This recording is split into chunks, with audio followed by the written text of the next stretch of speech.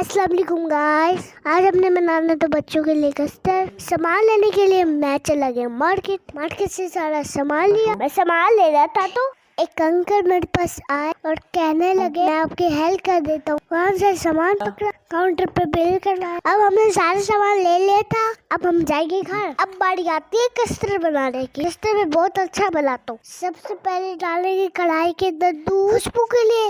इसके अंदर डालेंगे इलायची। अब इसके अंदर चीनी डालनी, साथ गरी और किशमिश डाल देंगे। अब इसको अच्छी तरह मिक्स करके पका लेंगे। दूध डालकर कस्टर्ड का पेस्ट बना लेंगे। इसको उबलते हुए दूध के अंदर डालेंगे। कस्टर्ड हमारा तैयार हो चुका है। अब इसके अंदर फ्रूट डालेंगे, अच्छी तरह से मिक्स करेंगे। फ्रूट मैंने इसके अंदर डाले। अब बारी आती है मिक्स करने की। अब इसको पैक करके बांध देंगे। मैंने वीडियो बनाने के लिए बहुत मेहनत की। प्लीज हमारे चैनल को सब्सक्राइब करें। मिलते हैं नेक्स्ट वीडियो में। अल्लाह हाफिज़।